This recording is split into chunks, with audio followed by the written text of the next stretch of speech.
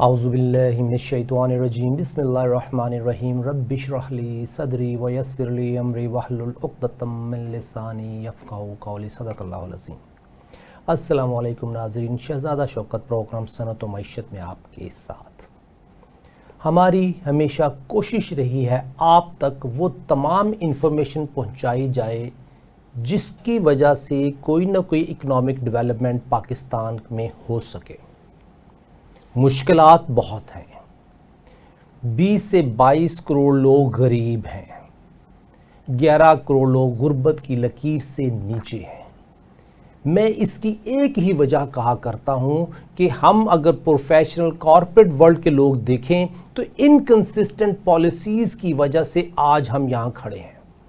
चाहे वो 1955 था, चाहे वो 1958 था, चाहे वो 1973 का आइन जब बन रहा था, और आज तक जितने लॉज फार्मूलेट हुए हैं उनमें एक भी लॉ ऐसा नहीं है जिसमें कि बेनिफिशियरी हम पाकिस्तानी हो। इकोनॉमिक एक्टिविटीज़ का बेनिफिट अनकंडीशनल पाकिस्तानी हो या आने वाली नस्लें हो, ऐसा कोई लॉ नहीं है।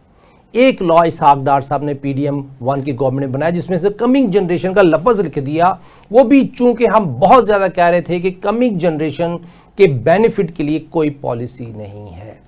अभी भी जो इस वक्त दौर है जिसमें कि हमने अपने आप को तरक्की याफ्ता पाकिस्तान की तरफ लेके जाना है, उसके लिए उड़ान पाकिस्तान एक पॉलिसी आती है।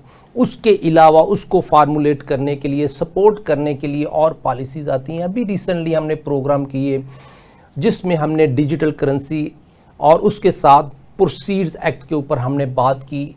आज उसका एक सेकंड कंटिन्यू करेंगे। सेकंड पोर्शन पे हमारे साथ हमारे लास्ट टाइम मेहमान थे सैयद अहमद अशरफ था, उनको आज फिर हमने मदऊ किया है कि आज हमें वो डिटेल बताएं कि वो दोनों डिजिटल प्रेजेंस एक्ट और प्रोसीड्स एक्ट के ऊपर क्या अपडेट्स हैं। क्या अस्सलाम वालेकुम सर। वालेकुम सलाम, शुक्रिया बहुत। सैयद अहमद अशरफ साहब, आपने हमें ज्वाइन किया, हम आपके बहुत मशकूर हैं, शुक्रगुजार हैं। हमने आखिरी प्रोग्राम जो किया था सर, उसमें डिजिटल प्रेजेंस प्रोसीड्स एक्ट 2025 के ऊपर बात हुई हमारी। उसके अलावा हमारी वर्चुअल एसेट ऑर्डिनेंस पे बात हुई जी। और वो बात अधूरी रह गई वक्त की कमी की वजह से। आज हमें आप बताएंगे कि क्या इनकंसिस्टेंसीज, ये उर्दू का है, आई मीन उसको उर्दू में कहेंगे, क्या कहेंगे, तसलसल नहीं है। तसलसल नहीं है। ये कॉन्स्टिट्यूशन में आर्टिकल 8 ये कहता है कि कोई भी लॉ जो इनकंसिस्टेंट है वो वाइड है। बिल्कुल सही। हम पाकिस्तानियों के ऊपर वो लागू नहीं है। सो इनकंसिस्टेंसीज हम बहुत ज्यादा देखते हैं लॉज में, लेकिन कोर्ट्स कचहरी उस पर तो हम जाते नहीं है ना। अभी जो ये एक्ट आया हमारा डिजिटल प्रेजेंस प्रोसीड्स एक्ट 2025, इसमें क्या इनकंसिस्टेंसीज हैं? आज का हम लोग लास्ट टाइम भी बात कर रहे थे। देखें, इन जो वॉइड एक्ट है या कॉन्स्टिट्यूशनली वॉइड, उसको तो आप एक तरफ रख देना, वो तो कोर्टों में जाएगा डिटर्न, वो एक आम आदमी के बस की बात है। हमारा इशू ये है जो ख़ास तौर पे जो कंसल्टेंट्स हैं या जो पब्लिक जो डील करते हैं कि हम किसी को क्या एडवाइस करें। सर, हम उसको आज एक बात कहते हैं, कल कुछ और निकलती है। लास्ट टाइम आपसे प्रोग्राम हुआ था कि ये एक डिजिटल प्रेजेंस प्रोसीड एक्ट आ गया, अगले दिन ही ये एक सर्कुलर आ गया कि जी सेक्शन उसके तहत हमने इसकी ऑपरेशन नॉन फॉरेन कंपनीज के लिए सस्पेंड कर दी। अभी लोग हमसे पूछ रहे थे कि जी ये कैसे प्रोसीजर होगा, कैसे काटा होगा। उन्होंने उसको सस्पेंड कर दिया और उस वक्त भी ये बड़ा सस्पिशियस था कि ये होगा कि नहीं होगा। इसी तरह अभी तक जो इनकम टैक्स का जो नया इनका सॉफ्टवेयर है वो सेटल नहीं हो रहा, उसमें इश्यूज आ रहे हैं, टैक्स बार्स लिख रही हैं। वही इशू फिर आ जाता है कि इनकंसिस्टेंसी जो है वो अपनी जगह या तो जान के इंटेंशनली कि इसमें लोग बिजी रहे, असल इशू की तरफ ना आए, या ये है कि कोई अल्टीरियर मोटिव्स है कि ये करने से पहले ये सारी चीज़ें जो हैं इनको क्यों नहीं कैटर फॉर कर। सर, ये मेरे ख्याल में इनकैपेबल लीडरशिप वाला कंसर्न नहीं है कि लीडरशिप ही नहीं है, क्योंकि जो लॉ बना रहा है वो उसको खुद नहीं पता। मसलन मैं एक आम लेमैन बात करता हूँ कि एक गंडेरियाँ बेचने वाला शख्स है, उसका पूरा प्रोसेस है गंडेरियों को मैं इसलिए कहता हूँ कि आम आदमी तक बात पहुँच। उससे कहें कि यार तुम अपना प्रोसेस लिख दो कि तुमने ये जो गंडेरियां की हैं, काटी हैं, इसको सेलेबल किया है, इसका प्रोसेस क्या है। या अगर हम टेक्सटाइल फैक्ट्री है, हम उसको कहें कि यार जो आप इसके प्रोडक्शन हेड हैं, आप हमें इसका प्रोसेस प्रोसीजर बना दें, इसके ऊपर हमें एसओपीज बना दें। अब यही बात हम बाहर से किसी एक ऐसे वकील को खड़ा कर दें कि यार ये जो प्रोडक्शन सेटअप है हमारा, इसके ऊपर तुम एसओपीज बना दो, वो नहीं बना पाएगा, नहीं बना पाएगा। और ऐसा ही हो रहा है कि आप ये देखें कि हर लेवल पे लॉ मिनिस्ट्री में, कॉमर्स मिनिस्ट्री में, फाइनेंस मिनिस्ट्री में लोगों की सर्विस है, 25-25, 30-30 साल के लोग सीनियर बैठे हुए हैं। और लेकिन जब वो कोई चीज़ लिखते हैं वो ग्राउंड रियलिटी से बिल्कुल अलग होती है, क्योंकि वो बैठे हैं डेस्क वर्क पे, फील्ड में कनेक्टिविटी नहीं है। अब ये जो डिजिटल प्रोसीड एक्ट जिसने भी लिखा है, मेरा ख्याल शायद, मतलब मेरा वो ओपिनियन है कि उसको कोई आइडिया ही नहीं था कि मैं क्या लिख रहा हूँ, क्या कर रहा हूँ। उसने सोचा कि जी मैं 5% टैक्स गुड्स पे लगा देता हूँ, 5% सैलरी पे लगा देता हूँ। कहीं से उसने एक डेफिनेशन ले ली और उसने ये नहीं देखा कि भाई आपके इंटरनेशनल एग्रीमेंट्स क्या हैं, बायलैटरल एग्रीमेंट कहाँ है, किस तरह ये ऑपरेट होगा, किस तरह ये पे होगा। और फिर प्रेशर आया जब ख़ासतौर जो बड़ी बड़ी ऑनलाइन मार्केट प्लेस हैं, अपना प्राइम है और टीमू है और अलीबाबा है, इन लोगों ने शोर मचा दिया, तो उन्होंने सस्पेंड कर दिया अगले 3 दिन बाद। अब उसका स्टेटस क्या है शायद, आई डोंट नो सर। ये देखिए 3 दिन नहीं लगे, सस्पेंड हो गया, सिर्फ इंटरनेशनल फॉरेन एक्सपोर्टर्स का प्रेशर आने पे। मोस्ट प्रोबेबली सर इसको मैं एक मिसाल देता हूँ कि पब्लिक प्राइवेट पार्टनरशिप एक्ट आया था 2012-13 में। हाँ जी, मेरी एक मीटिंग हुई उस वक्त के सेक्रेटरी साहब से, मैंने कहा सर ये इनकंसिस्टेंट है, आपने कॉपी पेस्ट कर दिया है, इसको पाकिस्तान के लिहाज से आप नहीं इम्प्लीमेंट कर सकेंगे। जी जी। तो वो नहीं, 3 साल लगे, 3-4 साल बाद फिर उसको हैदर मोहता साहब को रखे तो दोबारा उसको अमेंड करने, उनको करोड़ों रुपए दिए, यानी 3-4-5 साल जाया भी कर दिए। बिल्कुल ऐसा ही है। और फिर हैदर मोहता साहब माशाल्लाह हमारे रिस्पेक्टेड लॉयर हैं, उनकी पूरी टीम को करोड़ों रुपया दिया कि इसको दोबारा रीडू करो।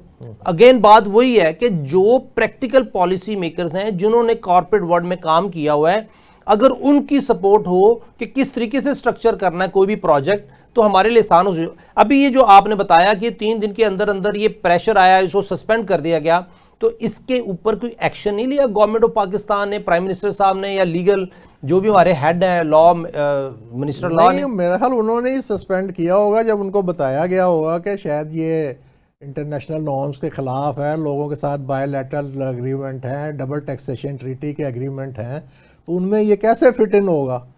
तो और जाहिर है उनको जिसने बनाया है और जिसने सस्पेंड किया उसको कुछ तो सर उसकी कोई रेप्रिमांड करना चाहिए, कोई पता चलना चाहिए। ये तो आप ऐसी बात कर रहे हैं कि हम मेरे तो पर जलते हैं कि किसी को रेप्रिमांड कर। अच्छा सर, इस एक्ट के ऑब्जेक्टिव क्या थे, बेसिकली ऑब्जेक्टिव क्या अचीव करना चाह रही थी? एक्चुअली गवर्नमेंट इसमें प्रोबेबली इनकम टैक्स से बाहर जाके रेवेन्यू कलेक्ट करना चाह रही थी।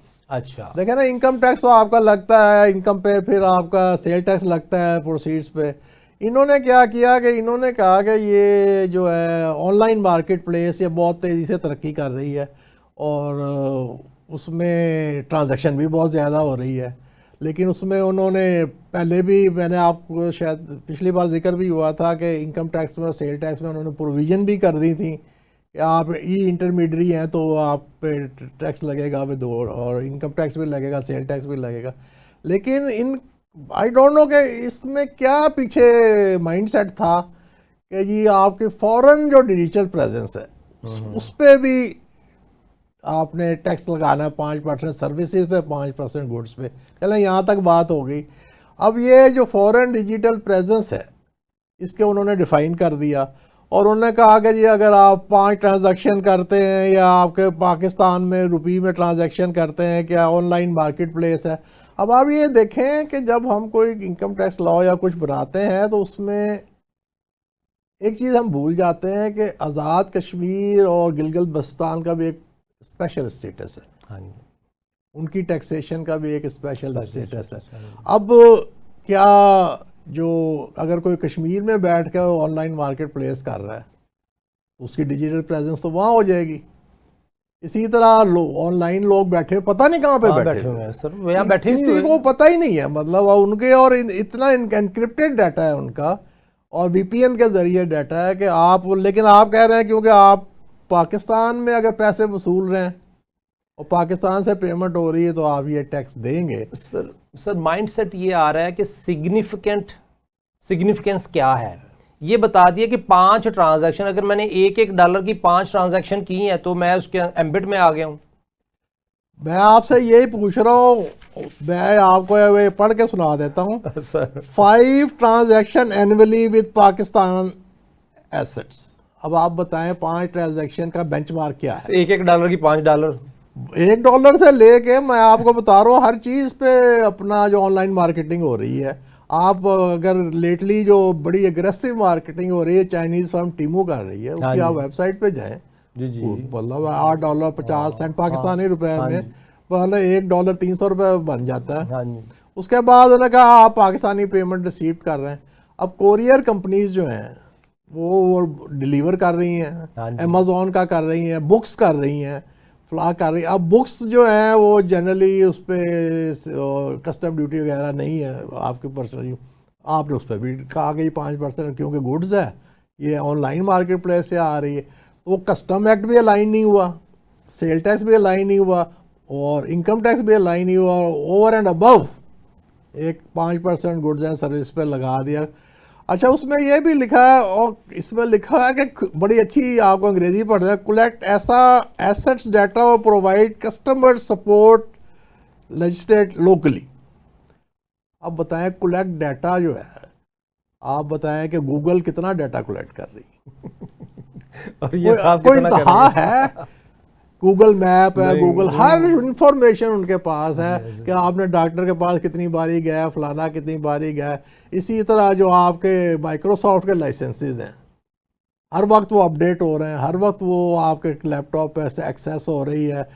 अपना ये जो है व्हाट्सएप है, फेसबुक है, तो आप क्या इस मॉडर्न उसमें आप ये एक चीज़ डाल के और क्या अचीव करेंगे? आई डोंट नो कैसे करेंगे।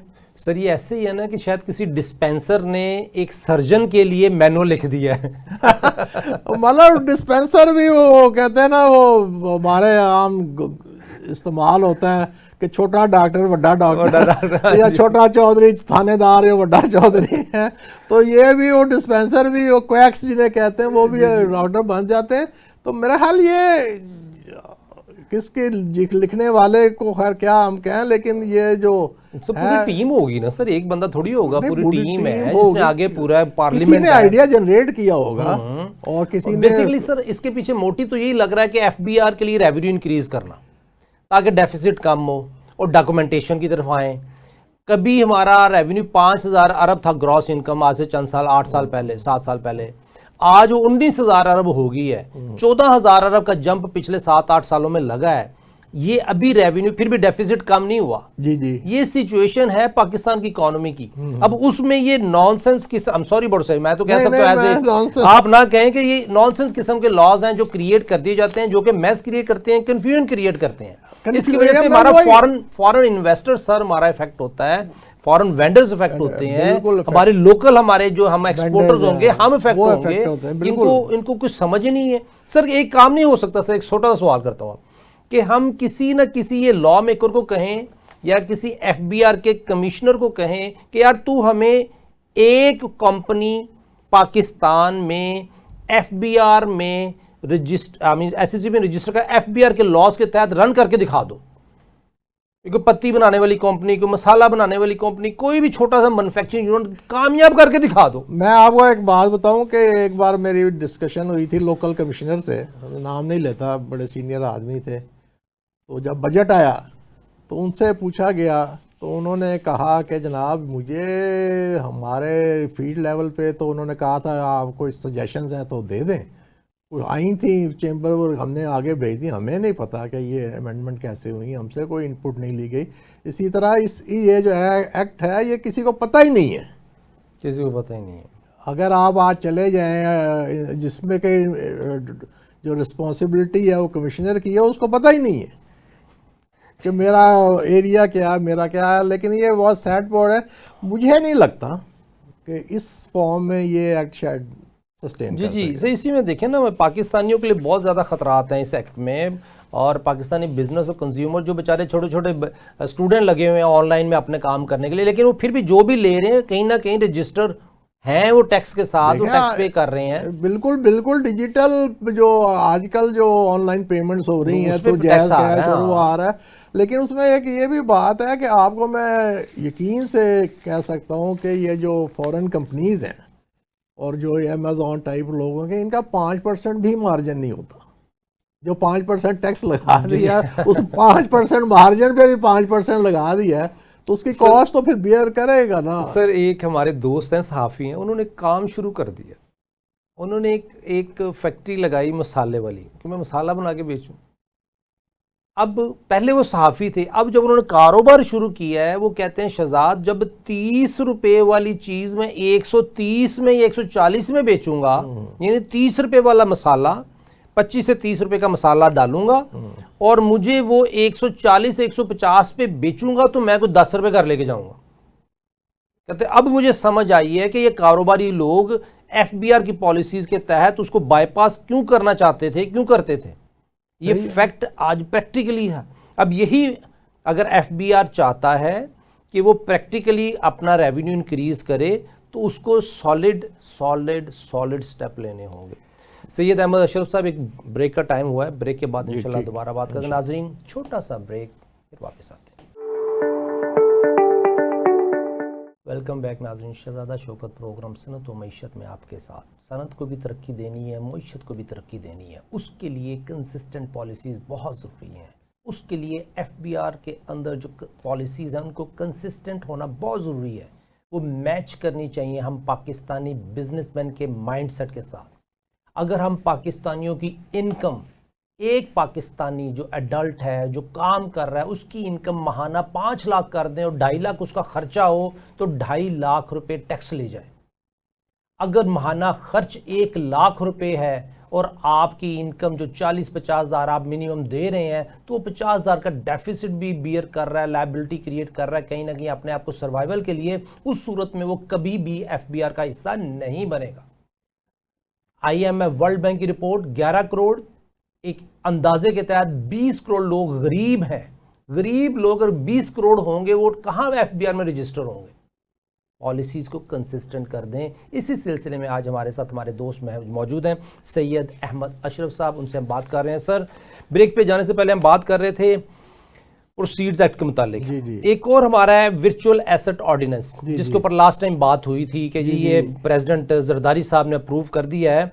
ये मुझे ये बताएं कि वर्चुअल एसेट होते क्या हैं और ये इनका ये कहाँ कहाँ अहाता करेगा, किस किस एरिया पे एप्लीकेबल है वर्चुअल ऑर्डिनेंस। मैं आपको इसमें बड़ी इंटरेस्टिंग बात बताऊं, फिर वो आपका जो है ना वो एक स्टक हो गया मेरे में, इनकंसिस्टेंसी ऑफ लॉ। अब ये वर्चुअल आया था ऑर्डिनेंस, अभी ये सुना है सेनेट ने पास कर दिया और वो शायद अब स्टेबल हो जाएगा, एक्ट बन जाएगा, एक्ट ऑफ पार्लियामेंट हो जाएगा, फिर लॉ हो जाएगा। शुरू में इसकी जो अथॉरिटी थी जिसमें के मेंबर्स होने थे एफबीआर के, स्टेट बैंक के, SCCP के, तो मुझे वहाँ पता लगा ये कि स्टेट बैंक ने कहा जी हम तो इस एक्ट को नहीं इम्प्लीमेंट कर सकते, ये मनी लॉन्ड्रिंग को देगा और एक पैरेलल करेंसी क्रिएट हो जाएगी। और उन्होंने एक अखबार में प्रेस रिलीज दे दिया। ये तीन चार दिन पहले की बात है। चलें वेल एंड गुड, अब सारा स्टैंड स्टिल हो गया कि देखे ना कि इसमें अगर स्टेट बैंक ही नहीं होगा। अच्छा, उसके बाद कल सुना है कोई सेनेट की कमेटी की मीटिंग हुई है, तो उसमें स्टेट बैंक ने कहा है कि जनाबी मैं सुबह ही पढ़ रहा था कि हम जो हमारा पिछली एडवाइजरी है जिसमें हमने कहा था कि पाकिस्तान में कोई वर्चुअल एसेट्स या क्रिप्टो करेंसी, हम वो वापस ले रहे हैं। प्रेशर आ गया ना, और हम इस एक्ट के मुताबिक अपने आप को अलाइन कर रहे हैं। तो आप ये देखें कि विद इन 3 डेज 4 डेज 4 जो हैं एक्शन हो गए। अब कोई आदमी अगर प्लानिंग कर रहा है, देखें ये बहुत हाई स्टेक गेम है ना। सर एक मिनट मुझे समझने दे, 4 दिन में हुआ क्या कि पहले ऑर्डिनेंस आया, स्टेट बैंक ने उसकी मुखालफत की, हाँ जी। स्टेट बैंक ने प्रेस रिलीज इशू कर दी, हाँ। स्टेट बैंक ने मनी लॉन्ड्रिंग के कॉशन एप्रीहेंशन हाँ, मेंशन कर दिए, अपनी, शो कर दिए मीटिंग में और अथॉरिटी कहा कि जी एप्लीकेबल नहीं है। हाँ। और ये कहा जी ये हमारे लिए इसको मैच करना, सिचुएशन को आगे लेके चलना, that is a huge risk. हाँ, ठीक है ना। अब उसके बाद कुछ हुआ, कुछ हुआ, कुछ हुआ। मेरे सेनेट की मीटिंग हुई, सेनेट की कुछ कायमा हुआ। कमेटी जो लेकिन भी है। स्टेट बैंक ने कहा जी नहीं, हम अपने सर्कुलर वापस ले रहे हैं। ये आज सुबह की खबर आज सुबह कोई तो कल रात को कुछ ना कुछ तो हुआ है। नहीं, वो मीटिंग में उनको बुलाया होगा ना, जाहिर है और उनको कहा होगा जी करना है बस। वो ये एक्ट बन गया आप, क्योंकि एक्ट के खिलाफ तो स्टेट बैंक नहीं जा सकती ना, जो भी अगर पार्लियामेंट उसको बना दे और वो एक लॉ बन जाए तो जाहिर है जो स्टेट बैंक के गाइडलाइन सर्कुलर है वो तो थर्ड लेवल पे है ना, तो उन्होंने ये कर दिया। अब वर्चुअल एसेट्स जो आप पूछ रहे थे उसमें सर ये पहला है कि किन इलाकों में, एरियाज कौन हो, पूरे पाकिस्तान में है कि नहीं, ये तो ऑल ओवर पाकिस्तान है ना। ये वो वर्चुअल प्रोसीड में थोड़ा सा जो था ना डिजिटल प्रेजेंस, ये तो आया कि पाकिस्तान में ही पूरे पाकिस्तान आप में कोई वर्चुअल एसेट्स जिसमें चाहे कश्मीर में चाहे गिलगित में, क्रिप्टो करेंसीज या एनएफटी जो नॉन फंगेबल टोकन्स कहलाते हैं, उसमें आप पीस ऑफ आर्ट भी आ जाता है, वो आप लॉन्च करेंगे। ठीक है। अब कितने क्रिप्टो करेंसी लॉन्च इस वक्त तो दुनिया में हजारों हैं, हजारों की तादाद आप देखें। मैं कर दूं, आप कर दें। इथेरियम और वो बिटकॉइन सारे जानते हैं, लेकिन उसके अलावा हजारों करेंसी हर मुल्क ने लॉन्च की हुई हैं। हाँ जी। अब इस वर्चुअल एसेट्स में जो उन्होंने डिफाइन कर दिया, उसमें एक तो उन्होंने ये कह दिया है कि ये लीगल टेंडर नहीं होगा। ओके, अब लीगल टेंडर क्या होता है सर नाजरीन के लिए? हाँ ना, मैं नाजरीन के लिए बताता हूँ। लीगल टेंडर वो होता है जो official currency of the country होती है। मसलन रुपीज हमारी ऑफिशियल, रुपी इंडिया का, बांग्लादेश का टका, डॉलर, ये लीगल टेंडर है। और इसके जो एक्सचेंज रेट्स हैं वो थ्रू ओपन मार्केट या थ्रू जो एक सेट प्रिंसिपल्स है उसके तहत आपका एक्सचेंज रेट डिटरमिन। लेकिन मैं जाता हूँ अपनी कोई चीज़, मैं मोबाइल लेने जाता हूँ, मैं कहता हूँ हाँ भाई क्रिप्टो चाहिए फलाने, कहते हैं दे दो, टक मैं उसको क्रिप्टो देता हूँ, मोबाइल लेके आ जाता हूँ। नहीं, अब ये आप आगे चल के इस पर बात होगी, क्योंकि आप कहते हैं ये मोबाइल 30,000 का, जी जी, अगर आपकी लीगल टेंडर है तो वो 30,000 का है। आप कहते हैं ये क्रिप्टो करेंसी में ये से एक बिटकॉइन का, जी जी, अब वो एक बिटकॉइन आपके एक्सचेंज रेट में जिस तरह डॉलर है, पता नहीं आजकल वो $1,00,000 का हुआ है, तो आप 300 से जरा दे तो 30 मिलियन का एक क्रिप्टो करेंसी 3 मिलियन की हुई है। तो आप वो बढ़ भी रही है, कभी 10,000 कम हो जाती है, 3 करोड़ की। तो ये मोबाइल का जो है वो हर बार फ्लक्चुएट होता रहेगा। हाँ जी, लेकिन मैंने तो सेटल कर दिया ना सर। नहीं, आपने तो कर दी ना, आज किया आपने, लिया तो कुछ और था, कल मैंने लिया तो कुछ और है। हाँ जी। तो इसी तरह ये जो क्रिप्टो करेंसीज में इतनी वोलेटिलिटी है, और तो इसीलिए ना कि जुआ है, जुए गैम्बलिंग है, जो मैं जिस तरह हमारे प्रॉपर्टी में फ्लिप ओवर होता था उसी तरह क्रिप्टो में फ्लिप ओवर है। मेरा ख्याल इस वक्त जो तो काफी स्पेकुलेशन है ना बहुत है। अच्छा, उसमें इन्होंने सिक्योरिटीज भी अलग कर दी हैं, फलाना अलग कर दी हैं। और फिर आपके नाजरीन के लिए, क्योंकि जो ये मैंने पहले कहा ना बड़ी हाई स्टेक गेम है। जी जी, इनकम टैक्स लॉ में कैपिटल एसेट डिफाइन हुए हुए, ओके, जिसमें उन्होंने डिफाइन किया हुआ है कि ये कैपिटल एसेट ये चीज़ होगी, और इंक्लूडिंग उसमें अभी तक क्रिप्टो डिफाइन नहीं हुआ, वर्चुअल एसेट डिफाइन नहीं हुआ। वर्चुअल एसेट जो है ना क्रिप्टो कह लें, उधर भी अमेंडमेंट होंगी, ये क्या चीज एनेबलिंग प्रोविजन, वही आप मैंने कहा ना इनकंसिस्टेंसीज वाली बात है ना। वो वहाँ अब एनेबलिंग प्रोविजन क्या होगी, ये किस तरह ट्रीट करेंगे इसको, इसके एसेट्स को आप अपनी वेल्थ स्टेटमेंट में ये मैं तो लॉस दुख शो करूंगा, वर्चुअल एसेट का लॉस शो करूंगा, और इधर जो मेरी कंपनी का प्रॉफिट होंगे वाइप आउट हो जाएंगे, मैं फारिग। अब देखें ना, अब आपने तो एक बात कर दी बड़ी जल्दी से, लॉस शो करूं। अब अगर वो कहते हैं ये कैपिटल गेन में आएगा, सर वो कैपिटल गेन जिस हो तो मैं छुपा जाऊंगा, स्टॉक्स हैं नहीं वो, अब उसका एक एक्सचेंज बन जाता है नेशनल क्लियरिंग का, तो अब कैपिटल गेन को और रेट्स हैं, इनकम टैक्स के कुछ और रेट हैं, कंपनी के कुछ और रेट हैं, आपको तो पता ही है, इसको बताने की जरूरत नहीं है। अब वो उसमें अगर इनेबलिंग प्रोविजन ये करते हैं कि जी ये मोस्टली ये उसमें कैपिटल एसेट में ही आता है, क्योंकि ट्रेडिंग में तो अगर कैपिटल गेन करते हैं फिर उसका वो होल्डिंग, लेकिन अभी तक उन्होंने कोई इनेबलिंग प्रोविजन जो है ना वो वहाँ नहीं की है। अच्छा सर, मुझे सवाल, क्या ये पाक रुपीज़ में हम इशू करेंगे कि डॉलर में करेंगे? इस वक्त मेरी जो अंडरस्टैंडिंग है कि वो यही है कि वो जिस तरह के SECP ने डिजिटल एसेट मैनेजमेंट सर्विसेज कानून में अमेंडमेंट की है, तो ये जो करेंसी होगी ये पाक रुपी में ही होगी। अब ये कि जो पाक रुपी में कोई फॉरेन इन्वेस्टर इन्वेस्ट करेगा, इसका मतलब है उसको वैल्यूएशन गेन के साथ साथ अगर वो डॉलर के साथ भी उसको हिट देखनी पड़ेगी कि डॉलर टर्म में वो क्या कमा रहा है क्या नहीं कमा रहा। और पाक रुपी का बिटकॉइन पूरी दुनिया में क्यों खरीदेगा? वो तो सिर्फ हमारी लोकल मार्केट हो गई।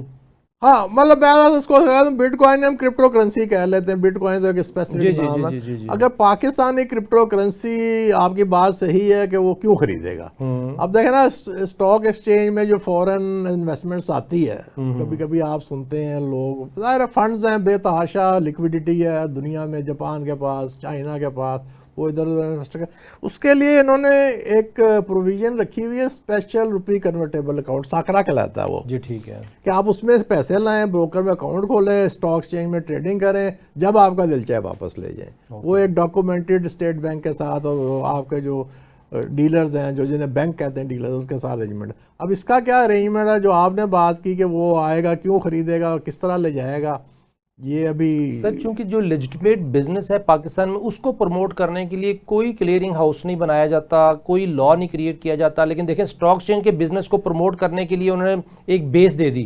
छोटी सी मार्केट है, वो कहीं 60,000 पे खड़ी थी, आज वो 1.5 लाख पे चली गई हुई, ऊपर ही चली गई, उससे भी ऊपर चली गई। यानी वो वही 100 कंपनियां, टॉप 100 इंडेक्स देखें, वही 100 कंपनियां, उनको वही बिजनेस उसी स्टेटस पे खड़ी हैं विद ग्रेजुअल ग्रोथ, लेकिन कैपिटल वैल्यू ऑफ मार्केट कहाँ चलेगी।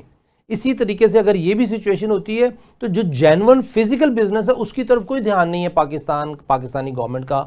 उसकी क्या वजह है? ये देखें ना, मैं इसलिए बार बार कह रहा हूँ कि ये जो एक्टिविटी है ना, ये एक किस्म की सर्विस है ना, नॉन मैन्युफैक्चरिंग एक्टिविटी है। जी ऐसे हम लोगों की बेस जो है वो मैन्युफैक्चरिंग से सर्विस की तरफ जा रही है। और ये भी तो सर्विस सर हवा में ही है ना सर, हवा में ही है सर। इसमें क्या चाहिए, कौन सी अथॉरिटी करेगी, क्या लाइसेंसिंग देगी? हाँ जी, वो मैं आपको बताता हूँ। इन्होंने बनाई है अपना natural asset regulatory authority, Pakistan virtual asset regulatory authority, Pawara जो बनाई है। इसमें SECP, FIA सारे के नुमाइंदे एक शामिल हैं। अब वो जो है वो लाइसेंसिंग करेंगे और इसके आगे रूल्स भी बनेंगे, रेगुलेशंस भी बनेंगे। अब उसमें जब आप उनसे लाइसेंस लेंगे तो, और 1 बिलियन की शायद हाँ जी minimum capital requirement, equity requirement है, तो उसके साथ फिर उससे आप लाइसेंस लेके आगे बात करेंगे। लेकिन आप रडार पे रहेंगे मुख्तलिफ एजेंसियों के। सर आप SECP की एजेंसी एक अलहदा है, एंटी मनी लॉन्ड्रिंग एजेंसी अलहदा है, स्टेट बैंक पाकिस्तान अलहदा है, FBI अलहदा है, और पता नहीं क्या क्या उन्होंने, इन चारों पांचों। क्योंकि ये देखें ना, अब जिस तरह इन्होंने शुरू में जो साइट्स थी, बहुत सारी वार्निंग्स आई अखबार में कि ये जो है इलीगल ट्रेडिंग कर रही है, और क्रिप्टो करेंसी का कहा गया कि ये जो है ये बिजनेस इलीगल है। अब आपके सामने ये लीगल कर दिया आपके सामने। ये मुझे जब ये ट्रम्प साहब के कुछ दमाश वगैरह आए थे कुछ चंद माह पहले, तो वो भी बड़ी फोकस करके कह गए थे इसको करना है। आजकल फेसबुक में स्पॉन्सर इश्तिहार चल रहा है मंशा साहब का। अच्छा, वो ये कहते हैं $250 आप मुझे देंगे तो मैं आपको $1250 पर वीक दूंगा। जी जी, मंशा साहब, पता नहीं लीगल है, ठीक है कि स्पॉन्सर किसने चलाया हुआ है। अगर मंशा साहब का जेन्युइन है तो फिर तो ठीक है, अगर जेन्युइन नहीं है तो उस पर क्यों नहीं एक्शन हुआ? पिछले 3 माह से चल रहा है। सर आप मेरा ख्याल आपने इसमें इंटरेस्ट लिया, किसी वक्त सर्च करें तो इस वक्त कोई 200 के 250 तो मैं जानता हूँ जो ऑनलाइन ट्रेडिंग हो रही है। और उस ऑनलाइन ट्रेडिंग में कल मेरे एक दोस्त ने दिखाया, डॉलर का रेट 300 रुपये था। इंटरबैंक 281 पे वो कह रहे हैं और अप्रिशिएट हो गया, रुपये 5 पैसे। वहाँ ट्रेडिंग में 300 रुपये था। और इस वक्त जनरली डॉलर जो है वो स्ट्रिक्ट हुआ है, काम नहीं हो रहा उसमें, मतलब जनरल ओपन मार्केट में बहुत कम ट्रांजैक्शन हो रही है। तो अब ये जब पाकिस्तानी क्रिप्टो करेंसी भी आएगी तो या तो पेमेंट जाएगी बाहर या अंदर आएगी, या पाकिस्तानी डायस्पोरा जो है वो इसमें इन्वेस्ट करेगा। वो डॉलर लाएगा या ले जाएगा। सर इसमें मैंने जो इस लॉ को पढ़ा तो मैं देखा कि ये सिंगापुर से कॉपी हुआ है, अच्छा, दुबई से कॉपी हुआ है, और यूरोप की एक कंट्री उसका कॉपी शुदा है, ये उसका मिक्स मर्जर है। मसलन यूएई ने इसके लिए रेगुलेटरी अथॉरिटी बनाई है वारा, अच्छा, VARA, जी जी, हमने बनाई है पी वारा पाकिस्तान लगा दिया ना। और अभी एक हमारे पॉलिटिकल पार्टी का जो पिछले वीक भी बात हुई कि $100 मिलियन का लॉस उन्होंने दुबई में जी जी, बेयर मैंने किया सुना था कुछ, वो हाँ जी। इतनी वोलाटिलिटी है सर। अभी इधर जो होगी इसमें तो जो गरीब आदमी का पैसा अगर इधर गया और अमीर आदमी के कंट्रोल में है, जिसने ये लॉन्च किया है बिटकॉइन, ये उसके कंट्रोल में है, जितना मर्जी कंट्रोल करके बढ़ाता जाए। देखें ये जो है मैनिपुलेशन तो जाहिर है यानी ऐसी चीज़ों में होती है। और मैं आप स्टॉक मार्केट भी मैं इस वक्त ओवर एग्जूबरेंट है। मैं लोगों को क्वेश्चन कर रहा हूँ कि भाई ज़रा ध्यान से कि फंडामेंटल्स देख के लोग तो अब ऐसा, क्योंकि वो प्रॉपर्टी से पैसा निकल गया और डूब गई है, अब इधर आ रहे हैं रूडा सारी, तो अब इस तरफ आ रहे हैं। तो लोगों से कह रहा है कि भाई आप फंडामेंटल देख के जिस कंपनी में भी आप काम कर रहे हैं, इन्वेस्टमेंट कर रहे हैं, ज़रा एहतियात से कर लें। सर इसमें खतरे क्या है, चले एहतियात क्या क्या कर रही है, रिस्क क्या अंगेज है, काउंटिंग रिस्क क्या अंगेज है? सर अभी तक आप भी माशाल्लाह इतने क्वालिफाइड एक्सपीरियंस अकाउंटेंट हैं, मुझे नहीं ये समझ के इसकी अकाउंटिंग कैसे होगी। देखिए ना, इम्पेयरमेंट अगर होती है at the end of the year, may be आप 0 हो जाए, मे बी आप 100% हो जाए, मतलब इसमें कोई लिमिट नहीं है। Sky is the limit, bottom में भी और नेगेटिव में भी, ऊपर भी। अब आप उसको, वही मैंने कहा ना, अभी तक ये तय नहीं हुआ कि ये कैपिटल गेन होगा या कैपिटल लॉस होगा, और इसको आप अकाउंटिंग कैसे करेंगे, अपना इसकी बैलेंस शीट में इसको अकाउंट फॉर कैसे करेंगे। से आपने एक म्यूचुअल फंड बना दिया, फॉर एग्जांपल आपने इसका एक फंड बना दिया, और ऑलरेडी जो है ये म्यूचुअल फंड्स हैं अपना बिटकॉइंस के, और उसके एक्सचेंज भी अलग बन गई न्यूयॉर्क एक्सचेंज से।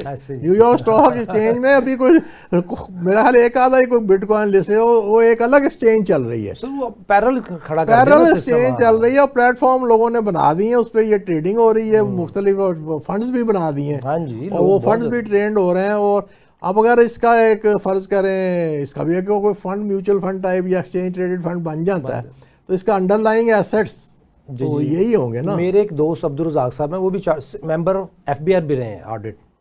उन्होंने कोशिश की SCCP में कि जी मुझे एक इक्विटी फंड के नाम से मुझे एक रजिस्टर कर दें एक कंपनी, नहीं करने दिया। SCCP ने कहा हमने करके नहीं देना, लेकिन अब ये जो वर्चुअल एसेट के नाम से कुछ भी आप कर लें, ये सारा कुछ होता रहना है। अभी मैं एक मिसाल देता हूँ, अभी आप बिटकॉइन की मिसाल है, जो आपसे सवाल ये है कि वो हमने 0.00099 सेंट पे एक बिटकॉइन इशू हुआ, जी जी, वो बढ़ के $1,11,814 पे पहुंच गया, बिल्कुल पहुंच गया। और इसका मतलब यह है कि वो $1,000 की इन्वेस्टमेंट थी 11 लाख बिटकॉइन में, आज वो $122 बिलियन की वैल्यू है। तो इसका मतलब है गवर्नमेंट ऑफ पाकिस्तान का अगर कोई ऐसा बिटकॉइन आता है जो $1,000 पे खड़ा था, आज उसकी वैल्यू $122 बिलियन है, तो अगर कितने परसेंट टैक्स चलेंगे? 20% लेंगे गेन टैक्स, कितना 10% लेंगे, 10% भी ले तो ये $12 बिलियन का टैक्स बनता है इस सिचुएशन में। बिल्कुल। तो आप क्या समझते हैं? नहीं, मैं तो कहता हूँ गवर्नमेंट को अगर ऐसा ही इतना ही लिक्विडेटिव है तो अपना सारा कर्जा ही पे ऑफ हो जाना था 122 बिलियन वो तो अगर आपने बिटकॉइन, अब वो है ना इफ्स एंड बट्स है कि अगर गवर्नमेंट ऑफ पाकिस्तान को चाहिए अपना पाकिस्तान बिटकॉइन लॉन्च करे $1,000 पे, उसकी वैल्यू ले जाए, वो अपना सारा कर्जा उतार। अब आप ये देखें ना, बिटकॉइन ये तो एक सक्सेस स्टोरी है ना बिटकॉइन की, लेकिन और कॉइन्स भी जो है वो भी 1-1 सेंट पे फिर रहे हैं, बड़े बड़े अरसे से वो फिर रहे हैं, और जो एक्सचेंज ट्रेडेड फंड है वो भी ऐसे फिर रहे हैं। सर टाइम बहुत कम है, SCCP कहाँ खड़ी है इस पूरी सिचुएशन में? हाँ जी, SCCP ने भी थोड़ी सी हिम्मत की है। पिछली बार मैंने आपसे जिक्र किया था कि वो क्या करेंगे, उन्होंने भी NBFC non banking finance companies act में रेगुलेशन में अमेंडमेंट कर दी है। ओके, इसका मतलब ये कि SCCP और पी वारा आपस में कोऑर्डिनेट होंगे? नहीं, अब ये होगा कि मेरा जो अंदाज़ा है कि ये इनेबलिंग प्रोविजन उन्होंने की है, उन्होंने कहा डिजिटल एसेट्स मैनेजमेंट सर्विसेज के लिए आप कंपनी रजिस्टर कराएं, DMC DAMC डैम्स तो उसके तहत आप उन्होंने कैपिटल किया है, उससे फिर आप इससे पैरा से लाइसेंस लेंगे और वहाँ रजिस्टर होके मैं भी शायद सर बस आखिरी 30 सेकंड है सर, क्लोजिंग देनी है आपने। इसमें यह है कि अब ये तीनों चारों चीज़ें जब सामने आएंगी, FBI, SECP और ये जो है स्टेट बैंक, और ये सारी चीज़ें जब कंबाइन होंगी तो अभी जो है ना ज़रा स्मोकी है सिचुएशन, अभी क्लियर नहीं है कि ये क्या होगा।